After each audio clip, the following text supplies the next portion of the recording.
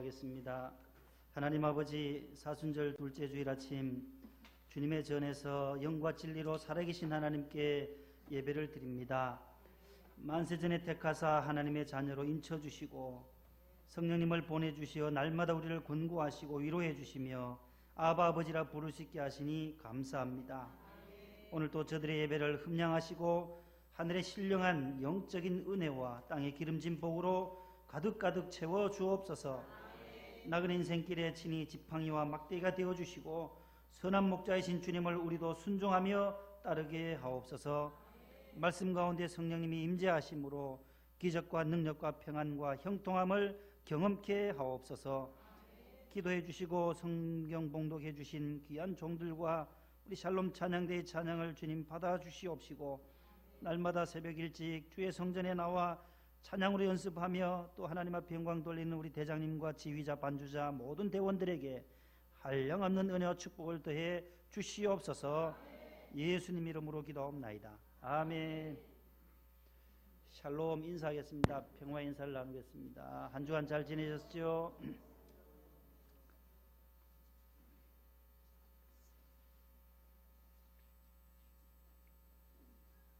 찬송 하나 부르겠습니다. 마음의 문을 여시도록 627장 오늘 경배와 찬양 한 곡을 더 배워보겠습니다. 우리 성가대가 음이 조금 높지만 성가대가 한번 1절로 되어 있기 때문에 성가대가 하고 우리가 따라하면 쉽게 따라할 수 있을 것입니다. 반주 한번 해주시죠.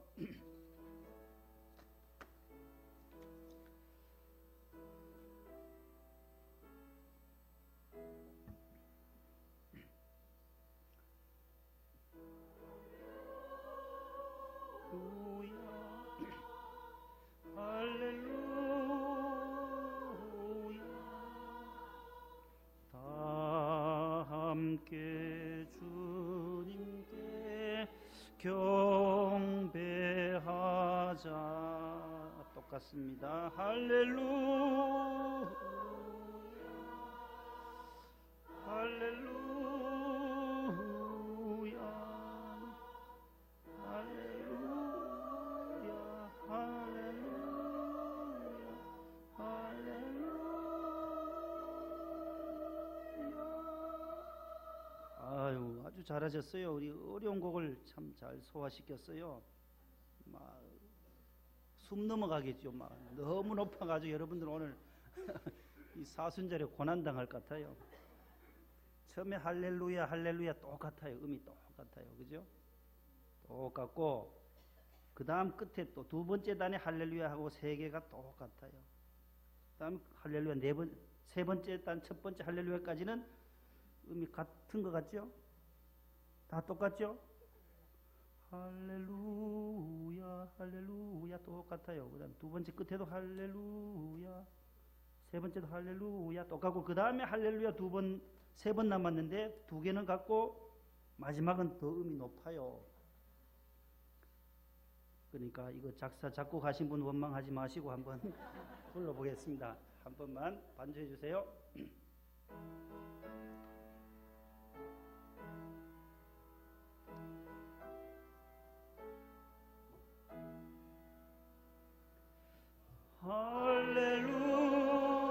할렐루야 할렐루야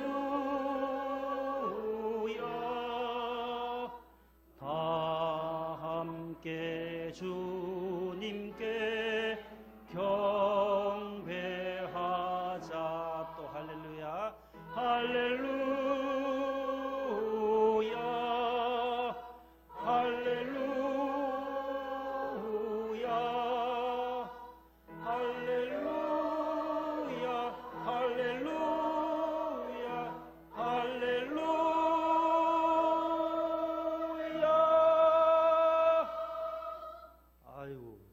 잘하셨어요. 네.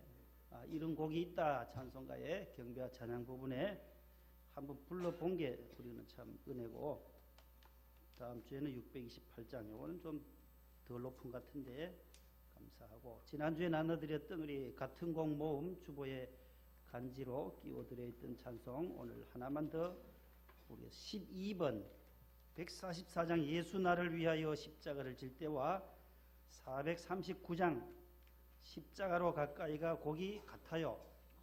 그래서 예수 나를 위하여 이거는 우리가 자주 불렀기에 439장으로 가요. 그거 부르듯이 그냥 그대로 가사만 다르니까 439장 반주해 주시고 같이 불러봅니다. 네, 앞에 화면에도 나와 있네요.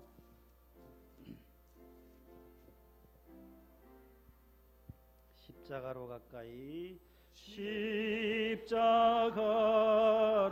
가까이 나를 이끄시고 거기 흘린 보혈로 정케하옵소서.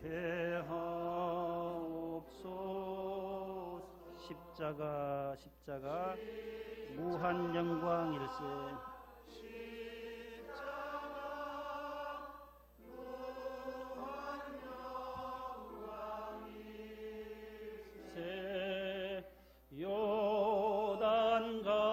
요단강을 건넌 후 영원 4절입니다. 십자가에 가까이 의지하고 서서 십자가에 가까 4절입니다. 의지하고 서서 의지하고 서서 천국 이를 때까지 국 이를 때까지 항상 머물겠네. 십자가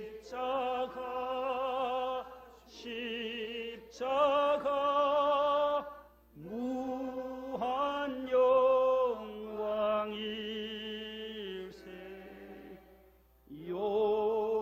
요단강을 건넌 후 영원한 시온네. 아멘.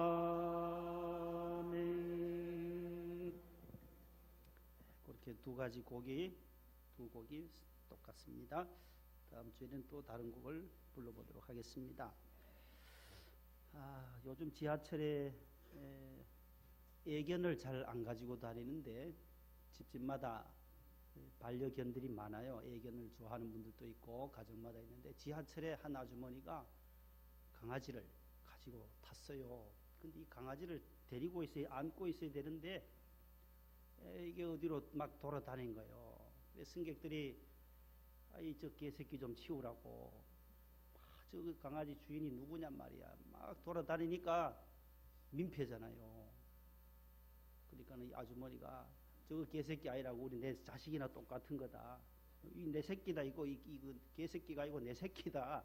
내 자식 우리 식구와 같은 거예요 하니까 저쪽에서 경로석에 앉아 계시던 충청도 할머니가 하시는 말이 어떡하다 개를 낳았디야. 웃으세요. 웃을 때는 웃으시라고. 집에 가시다 웃지 말고. 그랬다는 얘기가 있어요. 동학사가 있거든요. 절이 있어요. 동학사 주지 스님이 하도 요즘 배가 고파서 고기가 드시고 싶어가지고 닭을 잡아가지고 혼자 뜨거운 물, 닭털 뽑아야 되잖아요. 뭘로 뽑아요? 뜨거운 물을 끓여가지고 돼지도 마찬가지고 거적대기 놓고 돼지는 뜨거운 물을 부어야만 그 털을 다 뽑아요. 이제 주지 스님이 가만히 모르게 닭을 잡아가지고 먹으려고 이제 털을 뽑고 있는데 이 동학사 뒤편에서 등산객이 내려오다가 봐버렸어요. 그걸. 아이고 스님도 그 고기를 드십니까? 닭을 드십니까? 하니까 변명을 해야 될 거 아니에요. 그래서 스님이 등산객을 보고 지금 내가 먹으려고 하는 게 아니고 이 닭이 중이 되겠다고 와가지고 머리 깎고 있다고. 머리 깎고 있대요. 무슨 말인지 잘 아세요? 자, 오늘 따라 하겠습니다. 오늘 설교 제목이 부러워하지 말라. 시작. 부러워하지 말라. 다시 한 번 더요. 부러워하지 말라. 예. 일취월장이라는 한자 수거가 있어요. 앞에 일취월장 거꾸로 해서 장자하고 일자 저거 월자를 일장월치라고도 해요. 일장월치 치장을 바꿔서 일장월치 똑같은 말이에요. 일취월장 일장월치 똑같은 말은 일진월보라고도 해요. 승승장구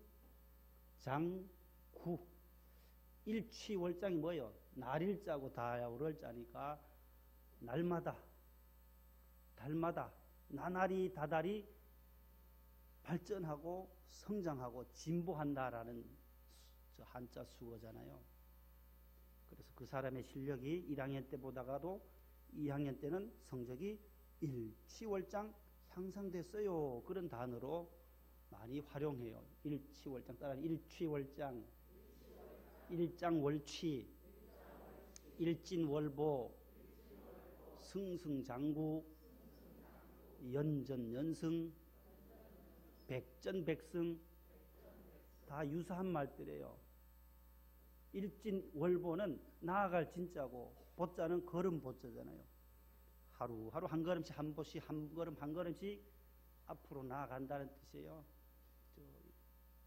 치자도 나아갈 치, 이룰 치자니까 장은 장수, 장차장, 장래, 잠수, 장차 더 다달이 더 좋아진다라는 거예요.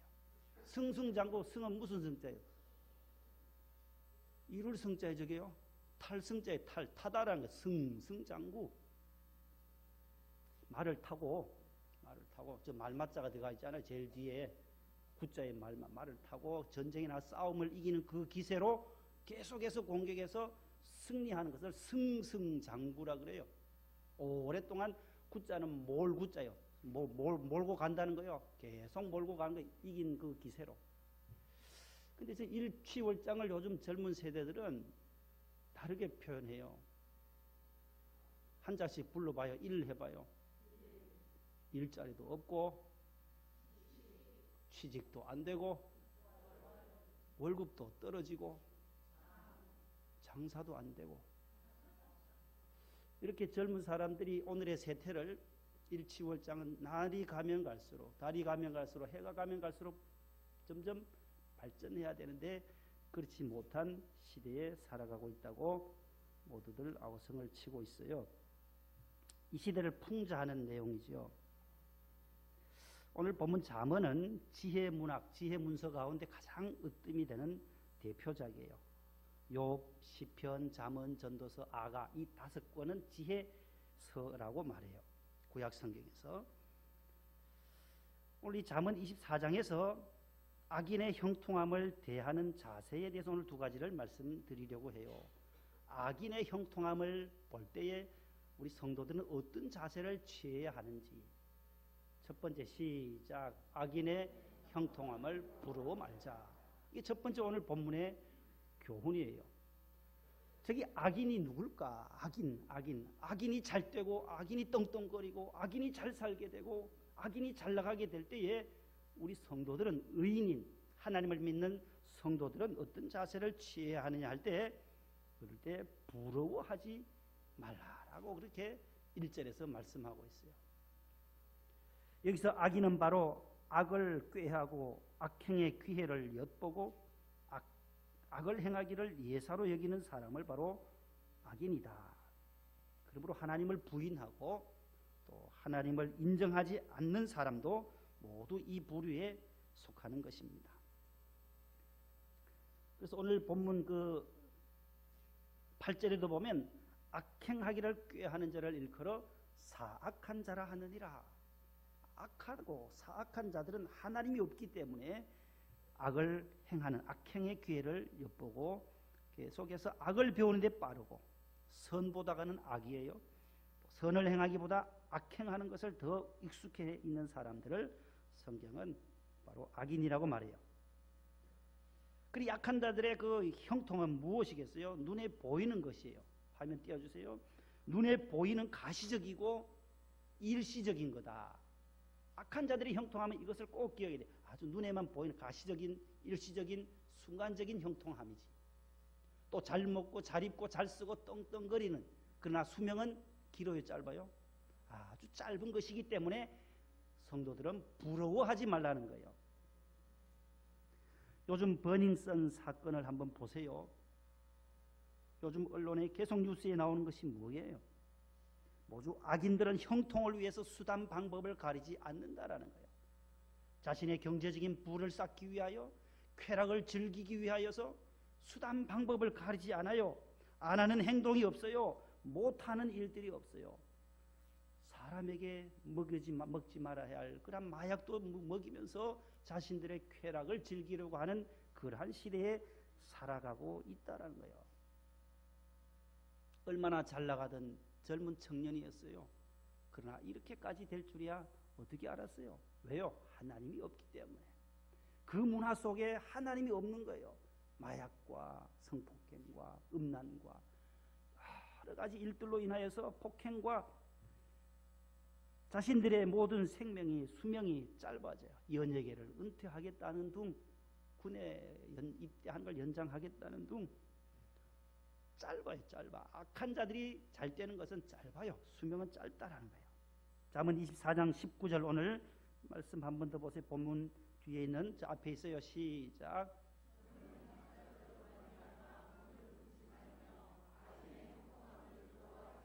시편 129편 4절 6절요. 여호와께서는 의로운 악인들의 줄을 끊으셨도다. 무릇 시온을 미워하는 자들은 수치를 당할 물러갈지어다.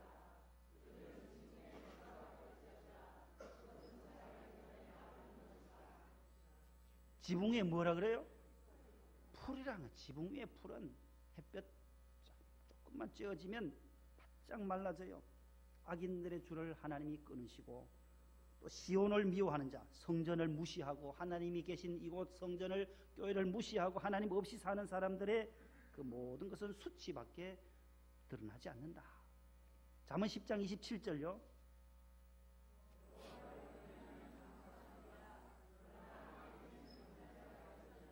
여호와를 경외하는 사람, 의인의 삶은 장수해요. 그러나 악인의 수명은 어떻대요? 짧다는 거예요. 멀리 가지 못한다는 거예요. 그러므로 부러워하지 말라는 거죠. 의인의 형통은 눈에 쉽게 보이지 않고 수명이 길고 영원한 거예요. 우리 성도들의 형통함은 눈에 보이는 형통이 아니다라는 거예요. 그 사람의 영혼에 있는 마음의 평안, 마음의 기쁨, 예수 믿음으로 말미암아 하나님의 자녀된 그 기쁨과 감격은 눈에 안 보인다라는 거예요.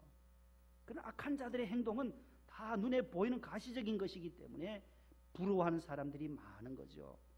그러나 부러워하지 말고 우리가 부러워해야 할 것은 따로 있다라는 거예요. 신령한 것, 영원한 것, 하나님의 것, 성령, 이 모든 은혜, 기쁨 충만 영적인 것의 기쁨을 가지고 형통함을 누리시는 저와 여러분들 될 수 있기를 바랍니다. 인류 문명 발달에 기여한 자에게 수여하는 상이 있어요. 노벨상 띄워주세요. 노벨 프라이즈라고 하는데요. 보세요. 인류 문명 발달에 크게 공헌한 자에게 해마다 상을 수여해요. 누가 제정했냐면 1901년에 처음 수여하는데 한 5년 전에 돌아가신 1896년 12월 10일에 돌아가셔서 자신이 돌아가신 그 생일날을 기해서 노벨상을 수여해요. 알프레드 노벨이라는 분이 제정했어요. 재산을 얼마나 냈느냐 하면은 440만 달러를 그 당시에 스웨덴의 화학자거든요. 다이너마이트를 발명한 사람이 저분이에요. 알프레드 노벨인데 스웨덴 크로나로 3,200만 크로나를 기증했어요. 달러로 환산하면 430만 달러. 1895년에 96년에 돌아가시는데 그 전해에 유언을 그렇게 남겨요. 내 재산의 94%를 기부해라. 엄청난 부를 가진 이가 노벨이 기부해요. 1895년 11월 27일에 유언을 하고 1896년 그 이듬해에 12월 달에 소천하게 돼요. 그래서 재단을 설립합니다. 그리고 자신이 기일을 맞이해서 1901년부터 제1회 시상식을 했어요. 그 노벨상 시상 분야는 5개였어요. 원래 총 5개였는데 1968년도에 스웨덴 국립은행에서 제정한 노벨 경제학상이 더 하나 추가되어져서 6개를 지금까지 시상을 하고 있어요. 해마다 시상을 해요. 그래서 노벨 평화상이 있고 물리학상, 문학상, 화학상, 노벨 생리의학상, 마지막 경제학상까지 6개 항목에 시상을 해요. 우리 고 김대중 대통령님께서 2000년 12월 10일 날 노벨 평화상을 아시아 인도로는 최초로, 대한민국에서도 최초로 노벨 평화상을 수상한 바가 있습니다. 이렇게 노벨상의 버금가는 종교 분야에, 이건 인류 문명과 발달에 크게, 평화를 위해서 물리학의 최고 일련의 문학상에 있어서 좋은 저술을 한 사람을 한 명 뽑아서 주고, 또 생리의학상 이런 것들의 발전을 위해서 한 분인데, 종교계에서 그리스도인으로서 하나님을 잘 믿는 사람으로서 또 한 명씩 뽑아서 주는 상이 있어요. 무슨 상이에요? 들어보셨어요? 그거 비춰보세요. 거기요. 저거예요. 따릅니다. 템플턴상, 템플턴 프라이즈라고 해서 영국의 사업가예요. 템플턴, 믿음 좋은 투자자이기도 한데 1972년에 자신의 재산을 34,000파운드를 기부해서 재단을 설립해요. 그래서 73년도부터 그 이듬해부터 한 분 한 분 템플턴상 대상자를 뽑아요. 전 세계에서, 종교계에서 인류의 정신문화사의 발전에 기여한 사람을 준다라는 거예요. 그 1회 1973년도 제일 먼저 타신 분이 인도의 성녀 테레사 수녀가 받았어요.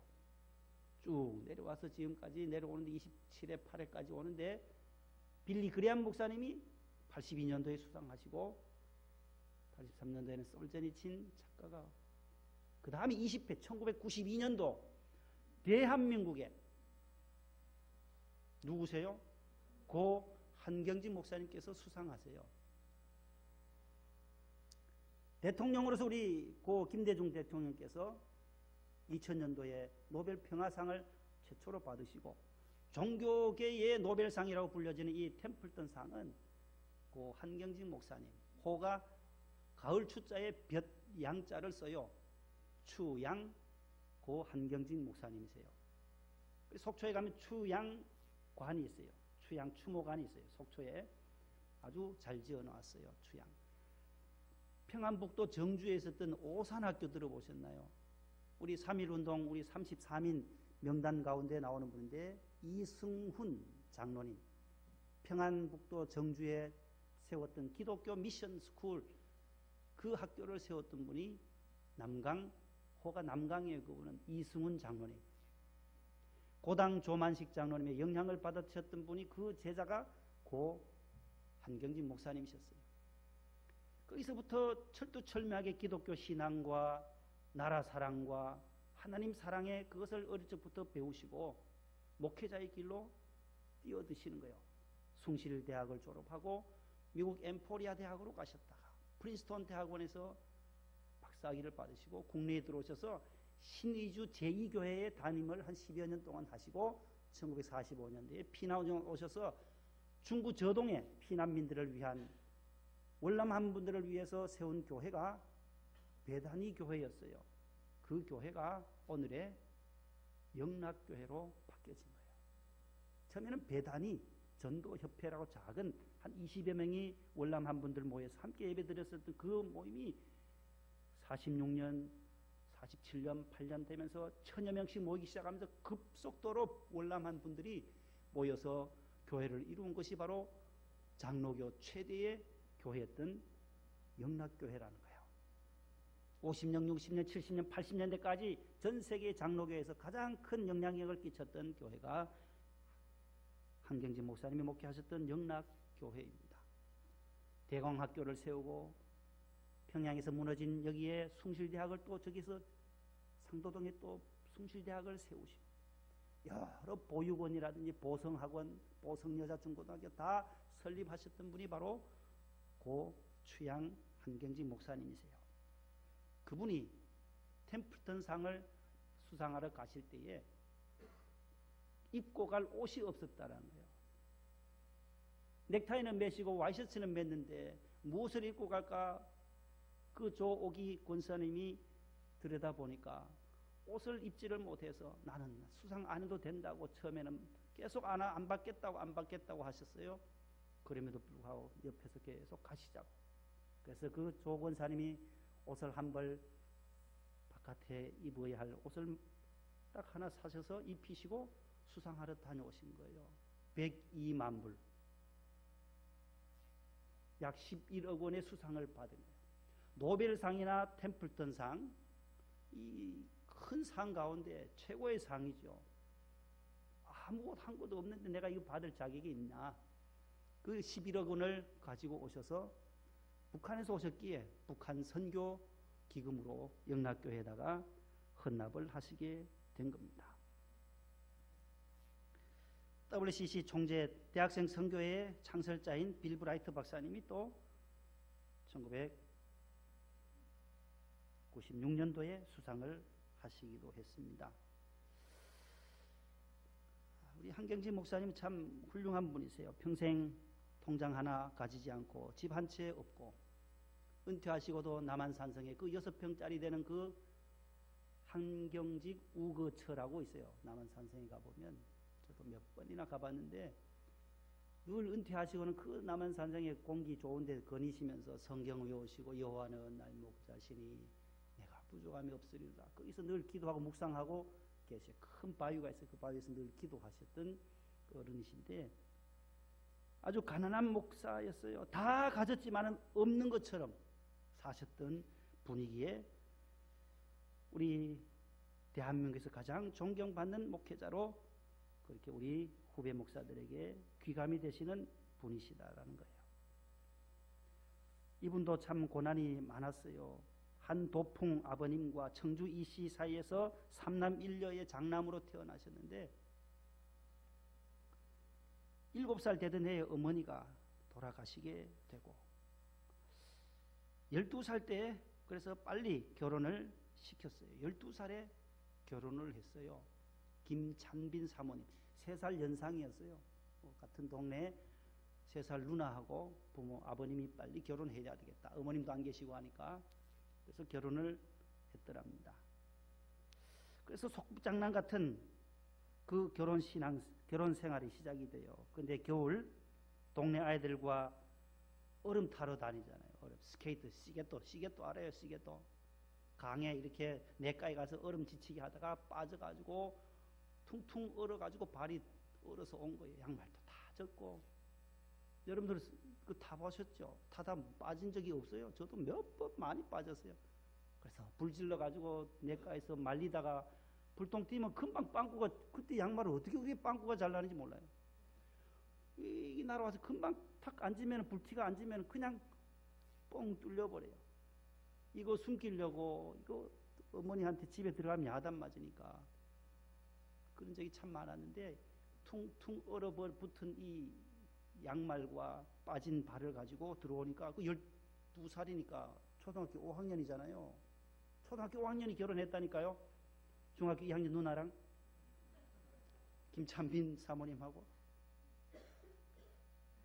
그때 들어왔을 때 이 사모님이 따뜻한 난로가에서 시뻘겋게 얼었던 그 동상 직전에 있던 발을 닦아주고 버선을 신겨주고, 그때 뭐 양말도 없었잖아요. 다 버선 신겨주고 언 발을 녹이려고 아랫목에 이불에 발을 넣어줄 때에 사랑을 느꼈다라는 거예요. 아내의 사랑을 통하여 하나님이 나를 이렇게 사랑했구나. 나도 그 사랑을 환원하면서 살아야 되겠다. 하나님께 받은 사랑, 그 사랑을 내가 환원하겠다. 그래서 사회 봉사와 하나님 나라를 위해서 헌신하겠다고 해서 목회자의 길로 접어들었다는 거예요. 그 아내의 작은 보살핌 덕분에 공부할 때 지치지 않고 계속해서 소학교 가고 오산중고등학교를 졸업하고 숭실대학을 가고 엠포리아 대학을 가고 프린스턴 대학에서 공부를 하시게 되었다라는 거예요. 아내의 사랑이 얼마나 위대하고 희생적인가를 아내를 통해서 하나님의 사랑을, 희생적 사랑을 느꼈다라는 겁니다. 노벨이라든지 템플턴이라든지 이 모두 다 부자도 아니라 권력지향적인 사람도 아니에요. 모두가 선을 따르려고, 선을 하나님의 뜻대로 이 물질을 쓰고자 하고 실천하려고 애썼던 믿음의 사람들이 바로 이분들이에요. 그래서 저분들의 그 모든 행적이 후대에 이렇게 아름답게 조명이 되어지고 모두들 그 상을 받을 때 존경해주고 박수 쳐주고 응원해주는 이유가 바로 거기에 있다라는 것입니다. 오늘 여러분들 주보에 간지로 끼워드린 우리 명성교회 목동명성교회 장학금을 제가 처음 와서 제가 한 400만 원, 500만 원 장학금을 기탁을 한 그것이 하나의 종잣돈이 되어서 본당으로 가신 박병태 집사님이 3천만 원을 장학헌금을 하시고 우리 남성교회에서 권사회에서 안수 집사님들 식당부에서 고추 팔고 김 팔고 미역 팔고 김치 팔아가지고 사과 팔고 해서 연말 되면 조금씩 모았던 그 돈이 지금 8천만 원이 넘어섰어요. 1억이 가까이 와요. 이제는 이 돈을 계속 쌓아두면 안 되는 거예요. 고여있는 이물을, 이 재정을, 장학금을 우리 자녀들에게 혜택을 주고자 하는 그런 마음을 저는 기도를 가지고 3년 동안 하면서 올 4년 차에 시도를 하게 된 것입니다. 우리가 하나님 앞에 받은 이 물질을 우리 자녀들에게 더 많이, 요거 한 7, 8년 쓰면은 거의 10년 정도 쓰면은 다 나갈 것 같아요. 여기 나와 있는 기준대로 아이들이 잘 참석만 하게 된다면, 잘 참여하게 된다면 주일 예배는 당연히 오게 되죠. 그러나 주일 저녁 예배까지 할 수 있는 아이들에게는 장학금을 주겠다라는 거예요. 찬양 예배에 빠지지 아니하고 여름 수련회나 동계 수련회나 이런 데는 자연히 교회 학교를 다니니까 나오니까 말이야. 특별 새벽 집회 나온 아이들은 또 특별히 또 유치부부터 고등부까지는 만 원씩 제가 또 모아놓은 게 더 있으면은 2만 원, 3만 원도 넣어 드린다라는 거예요. 특별 집회 개근한 아이들. 대학생들은 지금 2만 원 줘요. 특별 집회 참석 잘 하시면은, 개근하면. 이것도 5만 원으로 뛸 수 있어요. 껑충 뛸 수 있어요. 제가 틈틈이 신방하고 또 여러분들이 주신 것을 모아둬요. 그래서 다윗장학금, 우리 남학생들에게는, 아이들에게는 다윗장학금을 줄 것이고, 또 여학생들에게는 우리 에스더 장학금, 나라와 민족을 위해서 크게 쓰임 받으라는 의미로 이제 다음 주일 낮부터 출석 체크에 들어가는, 오늘 선포를 하고 다음 주부터 15주간 6월 말까지 약 15주일밖에 안 남았어요. 전반기 시상은 선포를 했으니까 이것도 한번 시험해 보는 거예요. 시도해 보는 거예요. 여러분들이 부모님들과 자녀들이 함께 예배 드려서 이 아이들이 어떻게 자라나는가를 한번 보세요. 이 아이들에게 꿈과 비전을 심어주고 하나님을 심어주는 것보다가, 부모로서 신앙을 심어주는 것보다 더 큰 힘이 어디에 있겠어요. 함께 자녀들을 데리고 나와 함께 예배드리고, 수요 예배도 넣지. 아이고, 수요일까지 넣으면 너무하잖아요. 공부하는 아이들 수요 예배까지 나오려면 안 돼요, 아이. 그래서 주일 낮 저녁, 주일은 온전히 하나님 앞에 드리라는 의미로 이렇게 한 것입니다. 그래서 7월 첫 주일에 전반기 시상을 하고, 또 내년 1월 1일 날 후반기 6개월 동안의 것은 또 그때 시상을 하도록 할 예정입니다. 교구의 어려운 가정들은 기존의 교구 장학금을 중학생은 60, 고등학교 40, 80, 대학교 100 해서 전반기, 후반기로 나누어서 30, 40, 50 이렇게 나눠서 드릴 예정입니다. 목동명성교회 외부 장학금도 기도하면서 준비합니다. 우리의 신앙은 우리로만 아니다라는 거예요. 우리가 야고보서를 지금 저녁에 말씀을 드렸잖아요. 지난번에 흩어져 있는 12지파에게 야고보가 예루살렘 교회를 목회하면서 그가 30년 동안 목회하면서 예루살렘에 있는 유대인들만 복음 전한 것이 아니라 흩어져 있는 모든 12지파에게 외부에게도 목회적 관심을 가지고 드리려고 하되, 특별히 우리 성도들이 다니시는 학교 교장 선생님도 계시고, 여기 교장 선생님도 계세요. 교감 선생님도 계세요. 저기 또 교사로 봉사하시는 분들도 계세요. 그 학교에서 정말로 어렵게 공부하는 아이들을 한 명씩 추천을 해 주신다면 졸업식 때 각 학교에 초등학생은 20만 원, 중학교는 30만 원, 고등학생은 40만 원 정도로 한 학년 졸업할 때 저들에게 장학금으로 지원하려고 합니다. 이 일은 하나님이 영광 받으시고 특별히 목동명성교회가 이런 일을 한다라는 거예요. 그 학교에서도 우리 교장 선생님, 우리 한 교장 선생님도 그 학교에서 한 분을 추천해 주시고, 김찬회 우리 교감 선생님도 추천해 주시면, 저 방송실에 계신 우리 김원일 집사님도 선생님이시잖아요. 그 선생님들이 많아요. 우리 김원일 선생님은 저 수학의 대가예요. 수학하면 김원일 수학. 대학 수학 능력고사 수학 출제 선생님이기도 하니까 얼마나 그 머리가 비상해요. 수학 모르는 게 있으면 저 방송실로 들어가면 저분이 저기 있어요. 자녀들 앞으로 우리 비전이 있다면 아름다운 교회를 건축하고 공부방이나 이런 것을 할 때 자신의 재능을 기부해 줄 수만 있다면, 저런 훌륭한 선생님들이 맥을 조금만 짚어주면 되는 거예요. 수학이 어떻게 하라는 거 그 공식과 이 맥을 짚어주면 아이들이 금방 이해할 수 있는 거예요. 자신의 그 받은 달란트, 음악이면 음악, 미술이면 미술 분야에 각자가 받은 그 은혜와 달란트를 우리 자녀들에게 해 주신다라고 한다면 훌륭한 인물들이 우리 목동명성교회를 통해서도 많이 배출되리라고 저는 믿는 것입니다. 다음 주에는 제가 인재를 양성하는 교회라는 제목으로 한 번 더 말씀을 전하려고 하는 것입니다.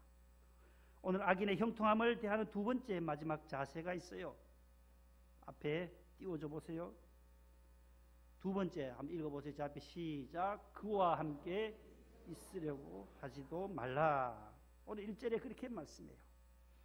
악행하기를 꾀하는 자를 일컬어 사악한 자라고 했는데, 그 사람과 악인과 함께 있으려고 하지도 말지어다. 오늘 1절 말씀에 딱 못을 받고 있어요. 왜 악인과 함께 있으려고 하지 말라고 하느냐? 악인과 함께 동석도 하지 말고 친교도 교제도 하지 말고, 악인과 함께는 동업도 하지 말고, 버닝썬과 같은 그런 데와 함께 동업하거나 교제하거나 동석해서는 안 된다라는 거예요. 친교도 하지 말라고 왜 이렇게 성경이 못을 박느냐 하면, 의의 전념성보다가 악의 전념성이 더 강하기 때문에 그런 거예요. 나는 안 넘어가리라. 나는 버닝썬 가서 한잔 해도 나는 안 넘어간다. 믿음 안 넘어간다. 아니에요. 거기에 마음이 쏠려 들어가는 거예요. 심적 동요를 일으켜서 전념성이 강한 쪽으로 사람은 흘러가게 되어 있기 때문에 그렇습니다. 삼손이 들릴라와 함께 있다가 패망했듯이 마귀의 유혹은 우리에게 불필요한 장소, 불필요한 친구에게 접촉을 요구해서 우리를 무너뜨리는 거예요. 그러나 의인은, 성도는, 교인은, 하나님을 믿는 성도들은 교회에 나와서 주의 백성들과 교제하고 사귀고 우리 구역 식구들과 함께 교제하고 기도하기를 힘쓰는 줄로 믿으시기를 바랍니다.